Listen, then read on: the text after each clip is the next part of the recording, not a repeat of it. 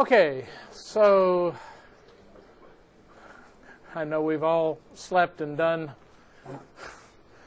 interesting, fun things since the last time we got together.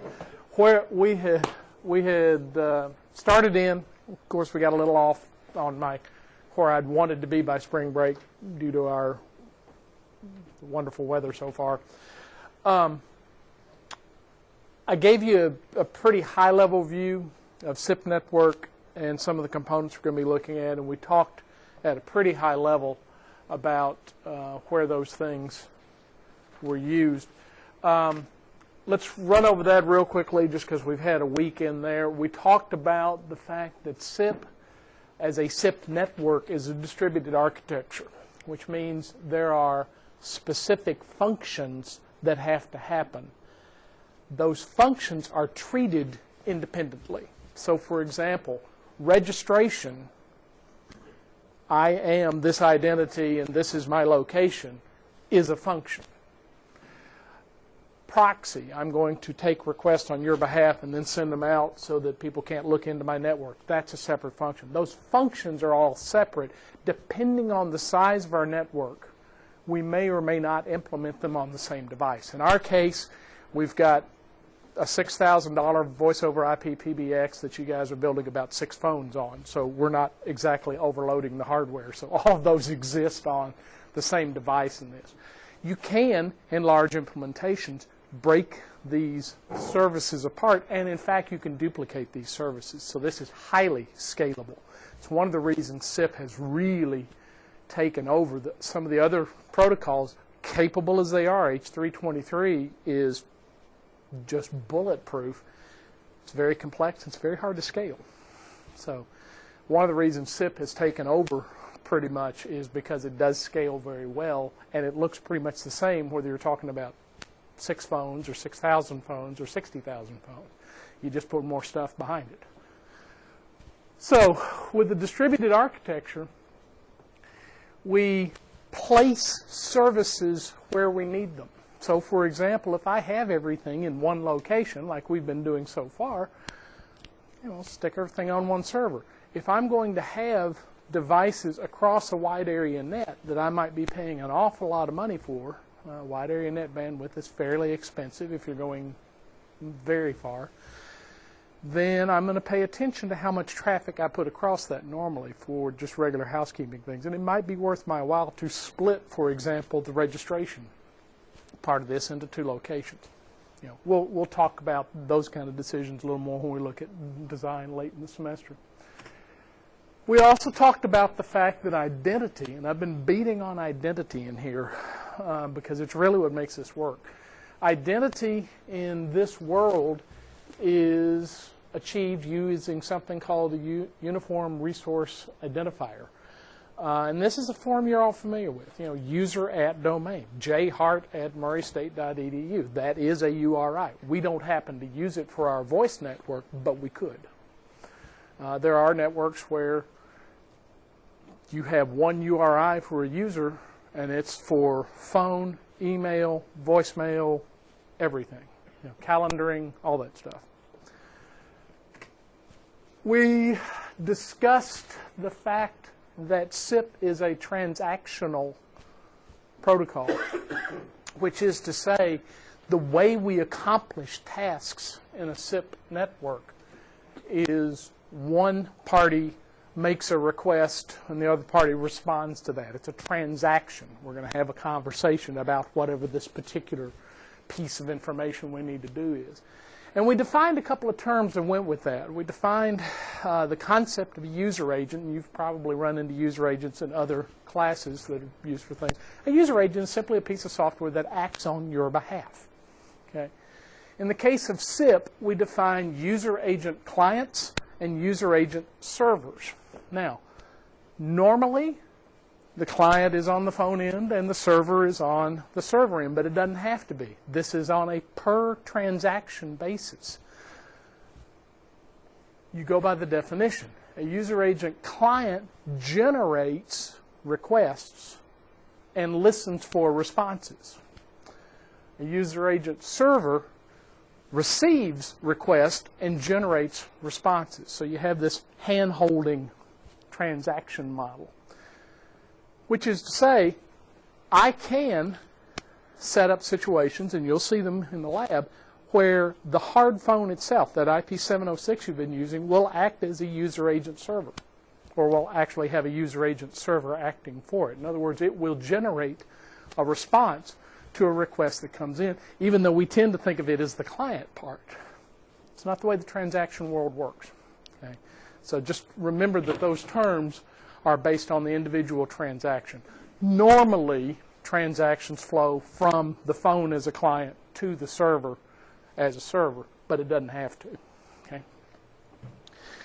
We discussed the fact that, I guess discuss might be a little strong. We're all ready to get into spring break. We went over the fact that SIP uses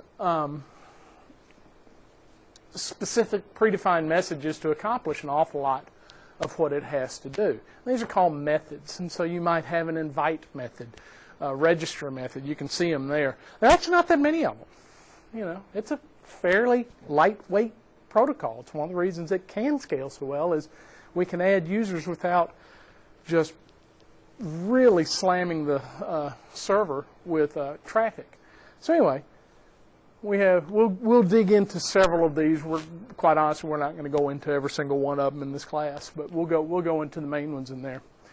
And responses, if we generate a request from a user agent client, I've got to have a response to that for this to be a transaction. So our response codes, we broke into 6 groups. Anything that begins with the 1, these are all 3-digit codes.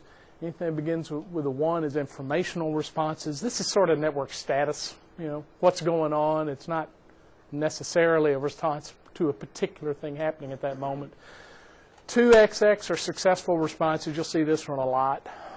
200 OK is real common as a message in SIP. 3XX is redirection. We will set up a world where you have a proxy going on, and what you will get are 300 responses through that proxy, because what's happening is you're sending a request to me. I've got to send it somewhere else for it to work, so what I'm going to tell you is I'm sending it to somebody else. Here's a 300 response because I've redirected that. Call forwarding uses a redirect response.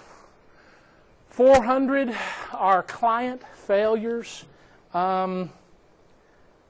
Typically, these are syntax problems when you are programming like a soft phone or something like that, and you put something in that the server doesn't understand, you'll get a 400 response back. 404 is when everybody's saying, you know, you try to go to a web page, you're going to see 404 a lot. What it means is you've misdirected the client to go somewhere that doesn't exist. You know, 500 are failure responses that are on the server end. We probably won't see a lot of those in here. We're doing fairly straightforward things. But basically, this will be a case where I, the server, have to hand off to somebody else. Somebody else can't fix the problem, so I can't service your request. You know, that would be a 500 level. 600 is global failure. We're just broken. You know, usually what that means is support services outside aren't working. Okay, we'll primarily deal with 1, 2, 3, and 400 level responses in this class. Okay, to go into that was the review from last time. Let me jump back to that page. I didn't mean to go quite that fast. Any questions on kind of the nomenclature or any of this stuff? I know this was a flying view through what we covered last time. Basically, it's kind of laying out the world. We're going to 401. I'd have to look it up. Pardon? Forbidden? Okay. Oh yeah, that's right. We set it up. 401 means you're not allowed to do that. So when you set up your thing, like I said, I've slept since then. When you set up your class of service, you defined what was allowed. Okay?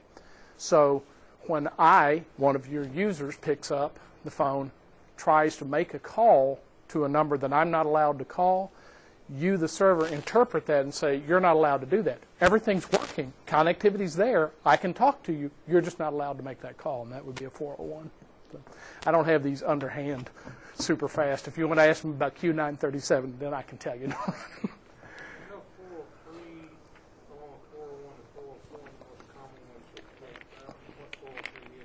Yeah, I'd have to look it up to be sure. Okay, so what I want to do today is to kind of look a little deeper under the hood. I've got a couple of goals on this. I've gone through this SIP registration discussion a couple of times. We're going to look at it in a little more detail. And in particular, we're going to go in and start looking at the structure of SIP messages. Now, it's not protocol analysis. You guys have already had that probably. If you haven't, you probably have it right now, 343. But you can't separate the fact that all the signaling in the SIP network is done through packet protocols. So we're going to look into that. The thing that gets a little tricky to understand is how SIP keeps track of the different conversations that a single endpoint might have. If you think about it, all of them are going to be tagged to SIP protocol, right? Well, I might have one call to you on my first line on my phone. I might have another call to Jimmy on the second line on my phone. I might have an incoming call on another line. The server might be querying me, and all of these are different messages we've got to keep up with. So an awful lot of this is just simply how do we keep track of these different conversational streams, these different transactions. And that's the big piece we're going to look at today. It's confusing to me. I'll apologize ahead of time if I get myself turned in a knot. That's why I've got things pre-circled up here. But I am going to run you a copy of a reference and post it for you to read. So the first thing we're going to do, what we're looking at now is if we take a hard phone, specifically a hard phone, not a soft phone. They work differently in the registration process. So we're going to take a hard phone and have it register on the network. Well, when you first turn on a hard phone, what is it? What kind of device is a hard phone when you first give it power? Is it a telephone? Functionally? No, it's not. It's simply a processor that happens to be shaped like a telephone, and it has a network interface. It's not even smart enough at that point to have an IP address. So like any host on the network, the first thing we've got to do is figure out what the local network looks like. And we do what any computer does on the network. Come up, we'll make a DHCP discovery transmission. So I send the message to 0000 and say, who can give me an IP address? DHCP server on that local network responds. Parenthetically, the DHCP server on the local network is an important phrase. There are things we're going to do with DHCP for voice networks that we don't do for other networks. So we're going to visit that phrase again in a little while. Anyway, I make a broadcast saying I need an IP address. DHCP server comes back and says, yeah, here's an offer. And then you're going to say, okay. You're going to acknowledge it. And I have an IP address. In this case, I actually have two packets. The network that I'm showing here, just kind of a little generic network. It's similar to the one we've been using in the lab. Asterisk, by the way, is a particular voice over IP PBX implementation. It's freeware. It's really powerful. I've thought about using it for this class. It's just it turns it into an asterisk class instead of a voice class. It's a bit of a steep learning curve. Still kind of working on that one. But it is free. It's very powerful, and if you want to play with it, let me know, and I'll get you hooked up with it. It'll run on anything that you can apply power to practically. So we have an asterisk server that is going to serve as our SIP registrar, and all of the SIP services will reside there for this diagram. TFTP is just that, trivial file transfer. That's where we're going to store phone configs. And then DHCP is DHCP. We have two phones, one up 475.1111, the other one's 475.2222. Notice they are on the same subnet. Okay. So what I have here are two packets, two packet captures where both of those phones get an IP address. So what have we changed? Okay, well, now we have two hosts that are shaped like telephones that have an IP address. They're still not phones. Remember when you built your system on those hard phones, you created a phone config. And when you booted the phone, one of the things that you could monitor as it came up was when SIP went active, you could see what IP address that phone, that config was associated with. Okay. So at this point, we just have a device. It is not a device on the SIP network. It's just an IP device. So the next thing we need to do is download that config that makes that phone a unique phone. Okay. You're going to download that phone config that you created. And you're going to do that via TFTP. But the question is, how does that device know where TFTP is? Well, you can do more with DHCP than just provide IP address information and default gateway and all of that. You can actually hand out specific service locations. Now, depending on the manufacturer you're looking at, they'll use different options. What you do, we'll do it in lab, but you're going to create an additional piece of information the DHCP hands out that is the location of this server. AdTran uses option 157. Cisco, I think, uses 2. Cisco uses, what, 100 and 150? Something. It uses 2 of them for this. So the details of exactly which option you use depend on which manufacturer you're doing. But they all do the same thing. You're saying, here is where your phones need to go get their configs. If you're not a phone, you don't worry about it. Okay? So that's what's going on in this transmission. We have DHCP, offer request, we get our IP address, we get the location of the TFTP server. Then the phone contacts the TFTP server and says, I need my config.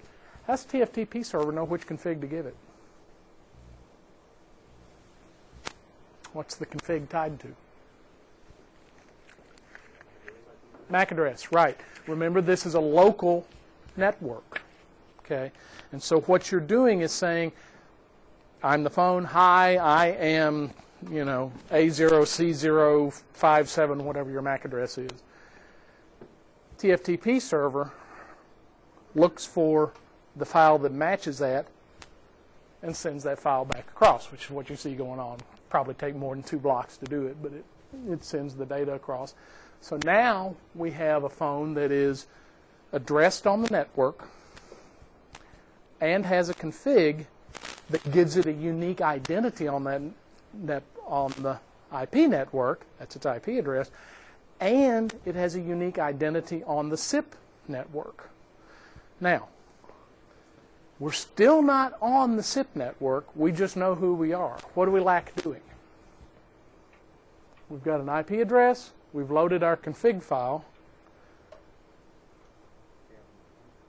I'm sorry? When you say you're on the right track, when you say we need a user, what do you mean?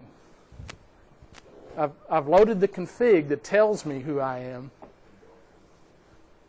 I've got to tell the SIP registrar who I am and where I am from a network point of view. At this point, I have not talked to SIP yet. Okay? So the last thing I'm going to do is I'm going to contact the SIP server. Where to get the SIP server information? Is it also from DHCP? It's not from DHCP. It could be, but it's not. Config file, right. Remember when you built that config file tied to a MAC address, one of the things you put in there was the IP address of the server. You could also do this with DNS. I don't implement it in the lab here because it's clearer for IP if I don't. But you put in the domain. So once that config is loaded, the phone knows what the address of the registrar is, or it knows the name of the registrar, and it can use DNS to get to the registrar. Okay? And that's what this is. Now, out of the way, thank you. So that's what's going on here. We're resolving the SIP server IP. So 172.30.1.1 is the SIP server IP. So we're doing an ARP. We get back the MAC address for that IP and then contact. So 172.30.1.11, which is one of our phones, sends a SIP message. The method is request. I'm sorry, the method is register. The phone sends a request with the method register to SIP at that particular IP address. Okay. In this capture, and I wish they hadn't printed it this way, I actually got this out of a textbook. This options will come back to. It actually is it's part of the registration process, but it's out of order here. Look what the server responds with. 130.1.1 to 30.1.11 status. Status is a response, right? Here's our request. There's the response. 200. What's 200? Successful. So basically what we're saying is, I want to register. Okay, you're registered. Okay. For some reason, we have that in there twice. I'm not quite sure why. Oh, okay, I'm sorry. Yeah. So at this point, what have we accomplished? We've taken a phone with just a burnt-in MAC address. We have gotten a network address for it on IP, so it knows about our local environment. We've used that to get to a TFTP server and make that phone a particular phone in our universe we're creating in this SIP world. And then we use that config to contact the SIP registrar and say, hi, I am 7111 or whatever the number is here, and this is my location from a network point of view. Okay. Username at this location. So now we have a call, we have a phone that is ready to receive calls. Okay. This is the process you've worked through the last couple of labs. This is the one we've been talking about. So you see a little more in depth in there. Okay. We're going to dig into this in the lab. Part of the lab this week is going to be watching basically this in the AdTran environment. Okay. You okay with this? Notice we hadn't even made a call yet. This is just getting us ready. At this point, we can do calls, and that's the key thing. Now, there's a little bit I want to go through before we actually start making calls. So what I want to do is go back through that, but look a little deeper into those packets that we talked about. If you go back and look at these, you guys have all used Wireshark. So here are packet numbers on the side, and some of the text in the slides refers to packet numbers. That's what it's talking about. So here's I assume you know how DHCP works. So this is actually our register transaction. If you look at the top, you'll see it's from the client. It's 172.30.1.11. It's going to 30.1.1, which is the server. It's specifying UDP. It's specifying 5060, which is the default SIP port. There is a secure version of SIP, by the way. It's called cleverly SIP-S, and it uses port 5061. Request line. SIP defines several things that have to be in a packet. We'll look at those as we go along as they're appropriate. Today I'm particularly interested in your seeing how we keep track of which conversation you and I are having if we're having several conversations simultaneously. Okay. In this case, we have a client, one of our phones, is registering with the server. So we're specifying SIP, we're specifying SIP 2.0. We're not going to worry about the difference. There is an older version. There's some limitations with it. Branch is a unique identifier. And what branch does is specifically and uniquely, globally identify this communication. Okay? We'll come back to that one in just a second. If you go on down, we've got via, or via is part of that. Via means where do I have to send this traffic?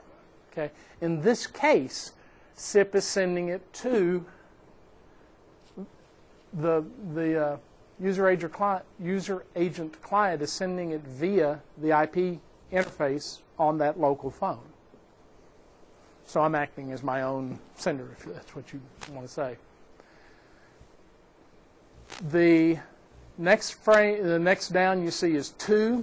2 is the identity and the domain. You're actually sending this to an identity at the server. So if this is 475.1111 is my identity here, and I'm at this domain, what I'm saying is this is the user I want to say I'm here, and this is my location. From 475.1111. Okay. So I'm saying, hey, my identity, here's where I am. This is the full-blown SIP user. And then this tag is an important part of this. The tag uniquely identifies this conversation between the MAC address at 30.1.11 and the server. I could have other stuff going on simultaneously. Okay, so I want to uniquely identify this the packets that deal with this transaction to get me registered. Okay, and that's what the tag does. Okay, call ID, big long hairy number. No, you're not going to have to memorize them. Call ID uniquely identifies the particular communication, not the transaction, the particular communication. So between the two, I can keep up with the communication between the two of us, all of it, and earmark specific sub-conversations within that. That's the tag. Okay. Sequence number you're familiar with, and the type is register. Okay, that's the... Call ID is uniquely tagging all the communication between that SIP identity and the SIP registrar. Okay. The tag identifies individual transactions within that call. So all of that is the request. Now, notice what's going on. We have the response, 172.30.1.1. There's our server responding to the client. UDP, source port is 5060, destination 5060, all that stuff. It is SIP. There's the message, 200, okay. Okay, so yes, I have you registered, but let's dig into it a little bit. Via, okay. Look here. Now the server is saying, where do I have to send this for to get to the other end of this transaction? Remember, the other end of the transaction is not the IP interface. It's the SIP user agent client. Okay, so I've got to get across that interface and then to the user agent client. So that's what that whole stack means. So we're going to send it here. It's going to go to 5060. There's that branch. Notice here, there's communication that is unique to that particular registration dialog. Here's that same tag. So I know that this response goes with this request. Okay. 475.1111. There's another tag. This is actually the server half of this conversation. The server and the client mark these independently because these are generated on the fly. They're not reused. They're not sequential. They're just generated randomly. With 32 bits of random, which means it's pretty likely you're not going to duplicate them in a given installation. Okay. Notice the call ID is the same because this is that same set of communication that we're talking about. This is where it gets confusing until you get a little handle on this. And it never gets unconfusing, it just gets less confusing. I'll tell you up front, at least for me.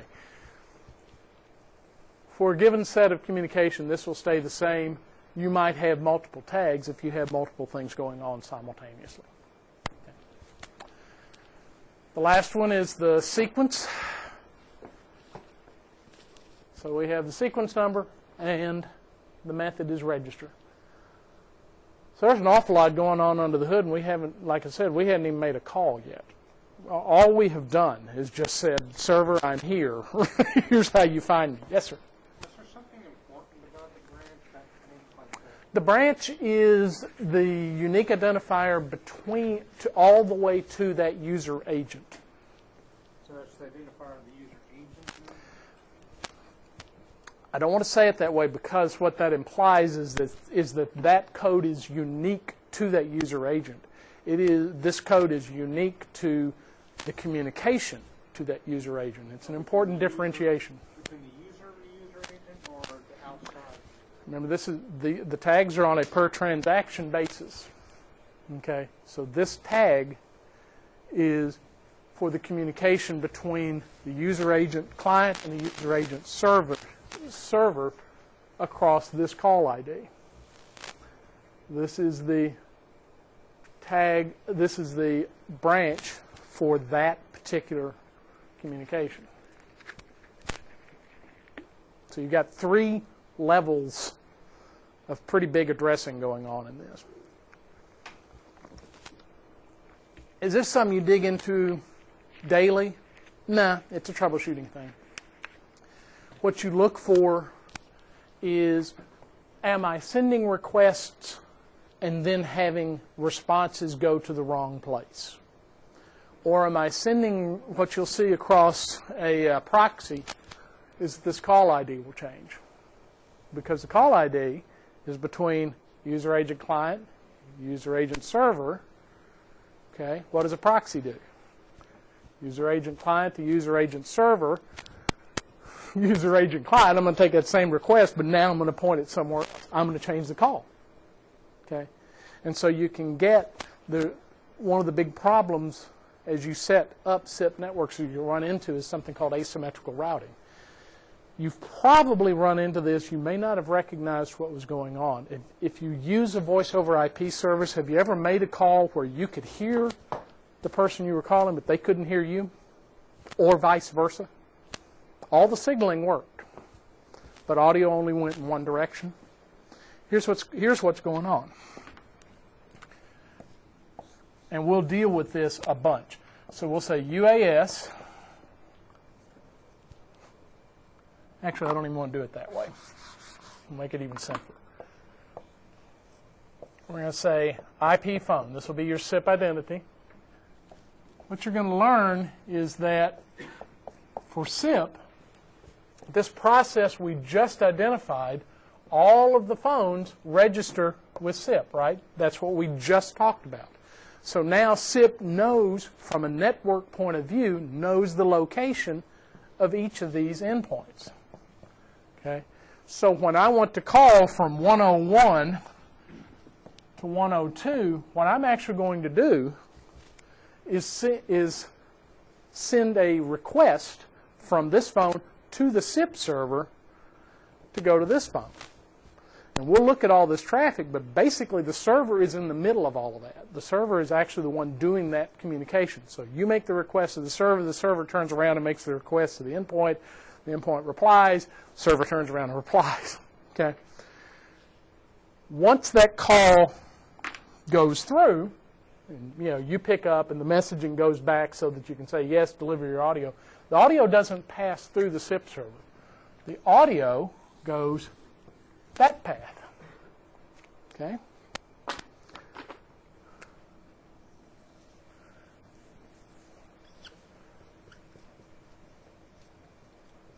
The problem is, since most of us don't want our enterprise networks open to the world, we're going to put firewalls up there. What does a firewall do? Blocks everything it doesn't recognize. It characterizes traffic. You're right. Let me put it in a little bit different terms. Yeah, it characterizes traffic, and it decides which traffic is allowed and which traffic is going to be discarded. Okay? Most corporate firewalls, most of them, allow pretty much anything or a big subgroup of what's possible outbound. When you look in security, you're going to see the terms trusted and untrusted to refer to sides of the firewall. It can get obviously a lot more complicated than this, but at the simplest form, you have a trusted side and you have an untrusted side. And what you're going to say is, okay, if it comes from this side, it's okay, let it go. But if I have something coming in from the outside, from the internet, for example, I want to look at that pretty closely. And I don't want to let, most of it I don't want to let go. You know, anybody know what the average survival time, duration of an unprotected machine directly on the internet is? This is actually a study somebody did here a few years ago. I take a machine, put it directly on the internet, no protection. How long is it before it gets attacked? Who's going to know about it, right? 90 seconds. So let me just tell you from a management point of view, this is not going away. You're going to deal with firewalls. Here's the problem from our point of view. I issue a request to the server. Is this traffic bothered by the firewall? Yeah, because it's all inside. You know, and I've actually shown the SIP straddling the firewall. You wouldn't usually do that. In fact, I'll draw it around the other way.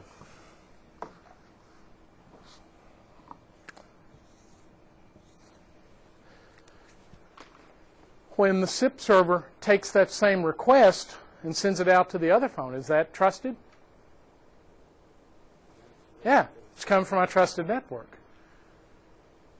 Firewalls are pretty smart. They're going to keep up with the fact that you initiated that traffic, so any responses to that traffic are just fine. No problem. They're going to let it go through. So that's all the call. Okay. Hey, you want to talk? Yeah, let's talk. Okay, pick up your phone. I'll pick up my phone. I just basically outlined what happens in SIP. So you answer the phone. SIP will then say, okay, this one's ready to receive call. 101, send your audio stream directly to this IP. Great, no problem. So I send my audio. Is the firewall going to pass it? Why? Yeah, exactly right. This phone's going to start sending audio. What happens? Audio packets are streamed. They're not part of a, this is not seen as a two-way conversation. There's a stream that goes this way and a stream that goes this way. So this will pass just fine. In other words, you can hear me. Your audio coming to me looks like unsolicited traffic from an untrusted network, and the firewall discards it. Okay. Did that all come out of this discussion? Yeah, it actually did, because the way you troubleshoot all of this is you go back in and start looking at these identifiers. If the identifiers don't match what they should look like, then you can chase it down, and you're probably going to come up with this scenario. Now, as you add more routers and more decision edges, this gets a lot harder to troubleshoot. And you typically, if you're using a public provider, for example, between two private networks, you've got at least 3 firewalls involved. So it gets hard to shoot real fast. So anyway, we're going to dig into that one fairly closely. There are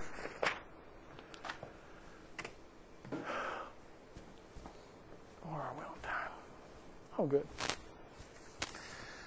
So now we've got our registration done. This is registration request, response. Remember that packet I said we'll come back to?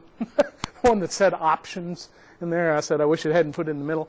Well, here's what options does. Options is a negotiation. There are an awful lot of things that you can choose or that you can allow endpoints to negotiate. For example, which codec do I want to use? Do I want really high quality audio at the cost of high bandwidth usage, or is my bandwidth really expensive and I really don't care if you sound like you're talking through 2 tin cans? As long as it works, I'm happy. And there's, of course, a continuum in between that. So that's one of the negotiating things. Maybe I want to have a phone that can only make calls to one place. Maybe I want to have a phone that maybe if I'm an executive, I don't want you to be able to disturb me while I'm on the phone. Anything like that are things we can add, we can control. And what options does basically is start that negotiation. So among other things, and we'll dig into it a little more, one of the things you'll see is allow, invite, acknowledgement, cancel, options, buy. You recognize these? Those are those SIP methods. And so what you can do is say, okay, this endpoint is only allowed to do some of these methods. For wide area net tuning, you turn off the ones you don't want to use wide area net bandwidth. Okay, so we're probably not going to go deeply into that in here. We'll talk about it a little bit as we get further along. That falls in the realm of fine-tuning. The reason I came back to this packet is once you're registered, real typically the next thing is you're going to negotiate options between endpoints. Because if this is my SIP server that I'm registering with, and it's going to be setting up calls, it probably needs to know what I'm capable of doing, which is what option sets. Okay. You getting an idea of how this works? It's simple, he said, having looked at it for months. It actually is pretty simple at its base. It's just you can make an awful lot of decisions with a very few settings, and so the possibilities branch real fast. For our lab environments, I'm going to purposely keep things pretty pruned down. We're not going to do a ton with negotiation. We'll look at proxies. We're not going to dig deeply into them. We will look at this sort of problem. We're not going to dig hugely deeply into that. This is really more of an IP troubleshooting problem than it is a SIP problem, but I'm going to let you see what it looks like in the SIP world. So where we're going to go between now and the balance of the semester. As I said, this is a textbook example. This actually uses Cisco devices. We're going to look at the boot process in the lab that you've been working in. We're going to look at both hard phone boot and soft phone boot. What I just described is hard phone. We'll talk about soft phone and what has to happen there. And we'll look at that traffic. The next thing is we're going to start looking at a bigger system. We've limited ourselves to everything being within one box and actually on, a pair of actually one local network. We're going to start expanding that. We're going to look at going across wide area network space. We can see how this traffic should work in the absence of a firewall. We are necessarily, once we start doing that, connecting to other networks. And part of that discussion is how do we connect to networks that don't speak SIP. So we're going to, here in the next few weeks, start looking at PSTN protocols. Okay. We did get, you notice all the spaghetti grew in the lab over spring break, so we have all 4 lab stations wired up.